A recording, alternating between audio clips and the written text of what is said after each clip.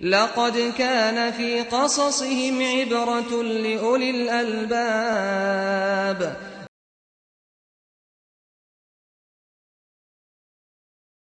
الحمدللہ والصلاة والسلام علی رسول اللہ وعلی آلہ وصحبہ وموالا۔ محترم بھائیوں اور بزرگوں، السلام علیکم ورحمۃ اللہ وبرکاتہ۔ فجر کے بعد کی اس مجلس میں ہم نے قرآنی قصوں کا سلسلہ شروع کیا ہے، اور آج ہم حضرت نوح علیہ السلام کا قصہ سنیں گے۔ حضرت نوح علیہ السلام عظیمت والے رسولوں میں سے ایک ہیں۔ حضرت آدم علیہ السلام کی اولاد 10 سینچری تک، 100 سال تک ایک دین پر قائم رہی، توحید پر قائم رہی،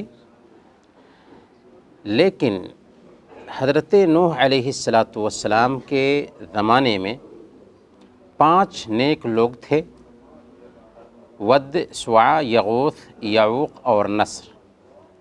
صحیح بخاری میں حضرت ابن عباس رضی اللہ تعالی عنہ سے منقول ہے، چنانچہ جب یہ لوگ مر گئے تو شیطان ان سے محبت کرنے والوں کے پاس آیا اور یہ کہنا شروع کیا کہ دیکھو، تمہارے بیچ یہ نیک لوگ تھے، دنیا سے گزر گئے، کیا ہی اچھا ہوتا کہ ان کے اسٹیچو بنا کر کے اپنی بیٹھکوں میں سجا لیتے، تاکہ ان کو دیکھ کر کے تمہارے اندر بھی عبادت کی رغبت پیدا ہوتی۔ چنانچہ ان لوگوں نے ان کے اسٹیچو بنا لیے اور اپنی بیٹھکوں میں سجا دیا، لیکن اس کی پوجا نہیں کرتے تھے۔ جب بنانے والے گزر گئے، ان کی اولاد آئی، تو شیطان نے ان کے ذہن میں یہ بات ڈالا کہ تمہارے آباء و اجداد ان مورتیوں سے، اسٹیچوؤں سے مانگتے تھے، ملا کرتا تھا، چنانچہ انہوں نے انہیں مورتیوں سے مانگنا شروع کر دیا۔ گویا کہ بزرگوں کی شان میں، نیک لوگوں کی شان میں غلو کرنے کے نتیجہ میں شرک شروع ہوا۔ تب اللہ تعالیٰ نے سب سے پہلے توحید کا پیغام پہنچانے کے لیے شرک کے پھیلنے کے بعد حضرت نوح علیہ السلام کو نبی بنا کر بھیجا۔ حضرت نوح علیہ السلام اپنی قوم کو سمجھاتے ہیں، ایک اللہ کی طرف بلاتے ہیں، لیکن قوم ماننے کے لیے تیار کیا ہوتی؟ خود حضرت نوح علیہ السلام پہ ہی الزام ڈال دیتی ہے اور کہتی ہے اِنَّا لَنَرَاكَ فِي ضَلَالٍ مُبِينٍ، کہ اے نوح، ہم تمہیں ہی کھلی گمراہی میں دیکھ رہے ہیں۔ خود گمراہ تھے، لیکن حضرت نوح علیہ السلام کو ہی گمراہی کا طعنہ دینے لگے تھے۔ حضرت نوح علیہ السلام نے اپنی قوم کو ڈرانے کا اور اپنی قوم تک اللہ کا پیغام پہنچانے کا جو بھی طریقہ ہو سکتا ہے وہ سب کے سب اختیار کیا، اور 1 دن اور 2 دن نہیں، بلکہ لگاتار 950 سال تک اپنی قوم کو ایک اللہ کی طرف بلاتے رہے۔ رات کو بھی بلایا، دن کو بھی بلایا، اعلانیہ بھی بلایا اور تنہائی میں بھی بلایا، ہر اعتبار سے ان کو دعوت دی، ایک اللہ کی طرف بلایا، لیکن قوم ماننے کے لیے تیار نہ ہوئی۔ تو اخیر میں حضرت نوح علیہ السلام اپنی قوم سے مایوس ہو گئے اور بد دعا کیا، اللہ تعالیٰ سے اجازت لی، رب لا تذر علی الارض من الکافرین دیارا، کہ اے میرے رب، اس دھرتی پر کافروں میں سے کسی کو بسنے والا نہ چھوڑ۔ چنانچہ حضرت نوح علیہ السلام کی دعا اللہ نے قبول فرمائی، اور حضرت نوح علیہ السلام کو حکم دیا گیا کہ آپ کشتی بنائیے۔ چنانچہ حضرت نوح علیہ السلام کشتی بنانے میں لگ گئے، اور یہ کشتی تیار بھی ہو گئی۔ جب کشتی بن گئی تو اللہ کے حکم سے حضرت نوح علیہ السلام نے اس کے اندر ہر چیز کو سوار کیا، یہاں تک کہ کیڑے مکوڑوں کو، یہاں تک کہ جانوروں کو، اور پھر سارے انسانوں کو، تقریباً 80 کی تعداد میں مرد و عورت تھے جو اسلام لائے تھے، ان سب کو اس میں سوار کیا۔ اور یہ بات نوٹ کرنے کی ہے کہ یہ جو طوفان آیا تھا یہ طوفان پوری دنیا کے لیے تھا، یعنی دنیا میں آباد جتنے لوگ تھے سب کے لیے یہ طوفان تھا۔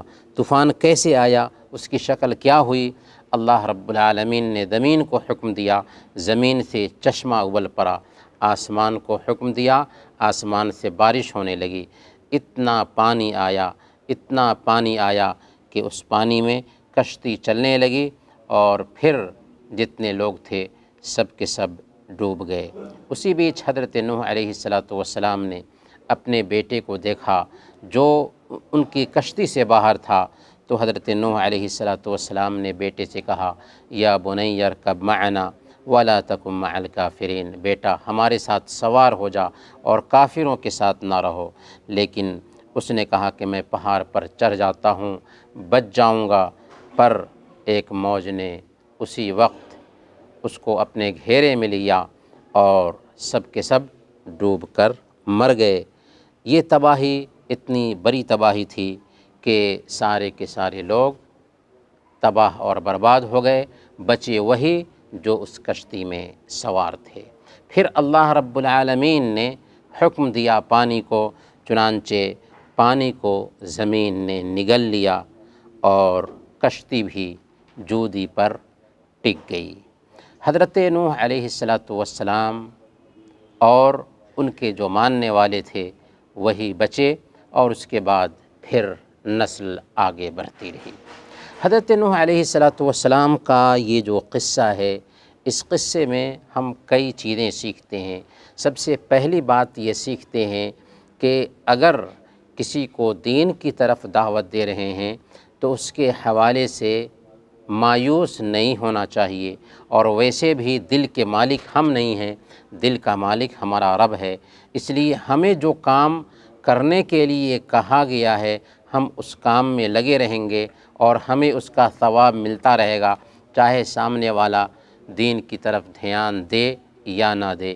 ہمیں حکمت سے، نرم لہجے میں، پیار سے، محبت سے اسے دین کی دعوت دینی ہے۔ دوسری بات ہمیں اس سے یہ سمجھ میں آتی ہے کہ بزرگوں کی شان میں غلو کرنے کے نتیجہ میں سب سے پہلے اس دھرتی پر شرک شروع ہوا۔ حالانکہ آدم علیہ السلام کی اولاد 10 صدیوں تک، 10 سینچری تک ایک ہی دین پر تھی، توحید پر تھی، اس سے پہلے کوئی دین نہیں تھا، لیکن ود، سوا، یغوث، یعوق اور نصر یہ بزرگ لوگ تھے۔ ان کے گزرنے کے بعد شیطان نے ان کے اسٹیچو بنا کر کے ان اسٹیچوؤں کو اپنی مجلسوں میں سجانے کا حکم دیا، اور پھر ان کی جب اولاد آئی اور اسٹیچوؤں سے مانگنا شروع کیا تو شرک پیدا ہوا۔ اس کے بعد ہی حضرت نوح علیہ السلام انسانوں کے بیچ بھیجے گئے تاکہ توحید کی طرف لوگوں کو دعوت دیں۔ ایک آخری سبق جو اس سے ملتا ہے وہ یہ ہے کہ نیک لوگوں کی صحبت اختیار کرنی چاہیے، کیونکہ اگر ہم اچھے لوگوں کے ساتھ رہیں گے تو ہم اچھے بنیں گے۔ نوح علیہ السلام کا بیٹا کافروں کے ساتھ تھا، برے لوگوں کے ساتھ تھا، اس لیے اس کا انجام بھی برا ہوا۔ یہاں پر اہم نقطہ یہ بھی سمجھ میں آتا ہے کہ عمل ہمیں آگے بڑھاتا ہے، نسب اور خاندان ہمیں آگے نہیں بڑھاتا۔ اسی لیے صحیح مسلم کی روایت ہے، اللہ کے نبی صلی اللہ علیہ وسلم بیان فرماتے ہیں، جس کا عمل اس کو پیچھے کر دے، اس کا نسب، اس کا خاندان اس کو آگے نہیں کر سکتا۔ وصلی اللہ علی نبینا محمد وعلی آلہ وصحبہ اجمعین۔